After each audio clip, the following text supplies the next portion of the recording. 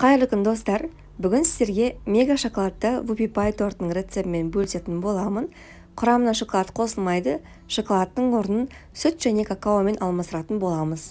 Дәмінде ешқандай айырмашылық жоқ, тура сондай дәмді болып шығады.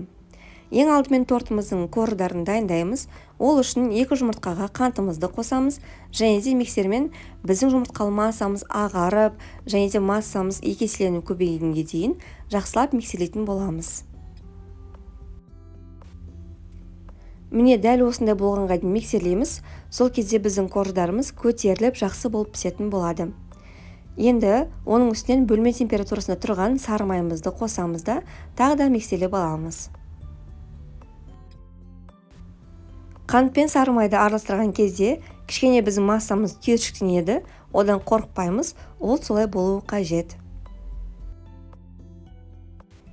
Енді бөлек ыдыста құрақ заттарымызды дайындап аламыз. Менде мұнда ситада ұн бар, оның үстінен 1,5 шай қасық қопсытқышты және де какаоны қосып, қасықпен осылай астынан үстіне қарай араластырып аламыз. Және де қазір жұмыртқалы массаға қосатын боламыз. Енді біздің құрақ заттарымыздың 1/3 бөлігін қосамыз да, оның үстінен сүттің 1/3 бөлігін қосып, миксерлеп аламыз, яғни біріккенше жасап аламыз. Сонан соң тағы да ұнның қалған бөлігін және де сүттің жартысын қосамыз да, тура осылай 3 қайталаймыз. Сол кезде біздің қамырымыз жақсы, біркелкі болып шығатын болады, және де қоржындарымыз да көтеріліп шығады. Біздің тортымыздың қамыры дайын, ол осындай болып шығуы қажет. Консистенциясын тексеру үшін күрекшеден кішкене қамырды алған кезде сұйық болып ақпауы қажет. Тура осындай видеода көрсетілгендей болса, біздің қоржындарымыз күшті болып шығатын болады. Енді осы қоржындарды пергамент қағазына жаятын боламыз. Мен 1-4 пергамент қағазын кесіп алдым да, бірақ ешқандай да қаламмен немесе формамен басып тұрмаймыз. Бірден қазір қамырымызды жайып, соның үстінен формамен тексеретін боламыз. Мен формамның диаметрі 22 сантиметр.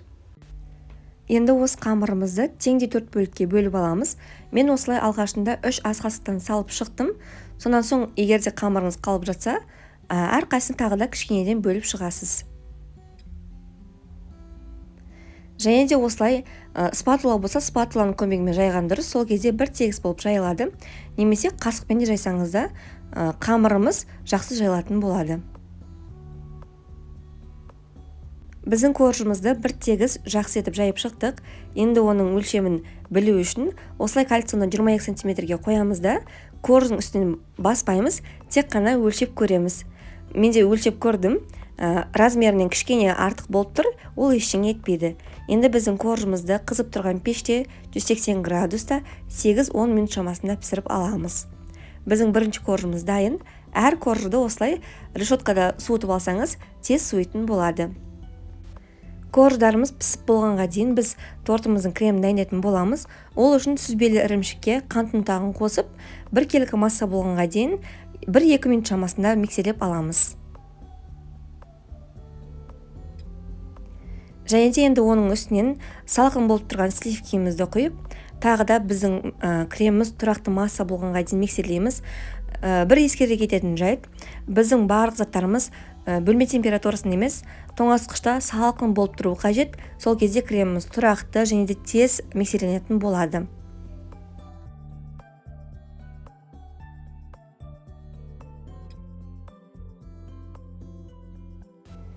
Крем дайын болып қалды. Кремнің дайын болғандығын тексеру үшін осы миксерлеп жатқан кезде миксеріміз кішкене ауырлап бастайды, және де сіздерге түсінікті болу үшін айта кетейін, осылай кішкене шұңқыр пайда болады. Сол кезде біздің креміміз дайын деген сөз. Біздің креміміз дайын, ол осындай тұрақты, өзінің формасын өте жақсы ұсайтын болып шығады. Біздің қоржындарымыз толықтай суыды. Енді олардың өлшемдерін бірдей ету үшін кальциумызды өзімізге керекті диаметрде етіп аламыз да, осылай қоржынның үстінен бассаңыз, ол өте оңай кесіледі. Және де қоржынның қалған шеттерінен капкейктер немесе трайфл жасап қоюға болады.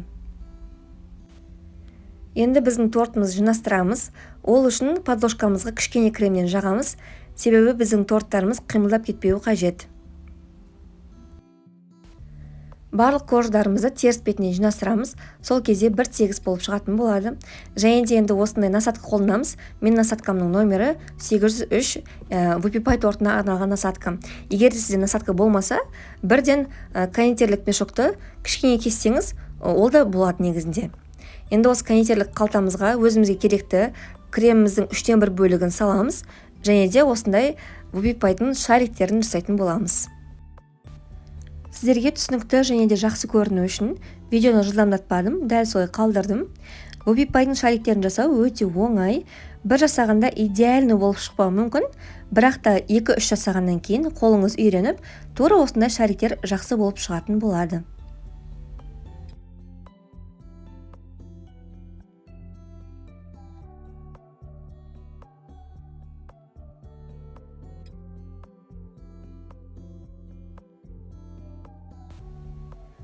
Екінші коржымызды қойғаннан кейін корждың үстінен кішкене ғана басып шығамыз. Қатты баспаймыз, себебі кремдеріміз сыртқа шығып кетуі мүмкін да, сол себепті жай ғана кішкене басып шығамыз.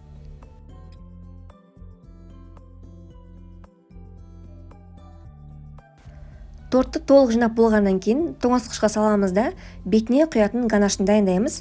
Мен қазір бұнда сары май мен Қазақстан шоколадын қолдандым, бірақ описаниеге ганаштың 2 түрін қалдырып кетемін рецебін. Сливкімен жасалатын түрінің де рецебін қалдыратын боламын. Өзіңізге қайсысы ыңғайлы, сонымен қолданыңыз. Егер де сіз тапсырысқа жасап жатсаңыз, сливкімен қолданған дұрыс, ал егер де үйге болса, сары маймен қолдансаңыз да болады.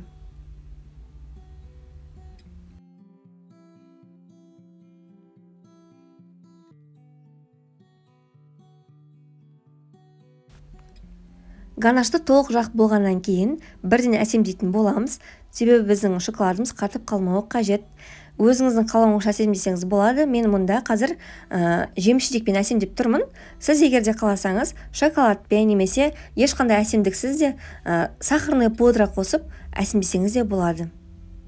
Біздің тортымыз дайын, енді оны кремі толық сіңуі үшін тоңазытқышқа 5-6 сағатқа жібереміз. Вупипай торттың шыққанына қанша уақыт болса да, бұл біздің үйдің ең сүйікті торттарының бірі, айына міндетті түрде 1 рет жасалынады.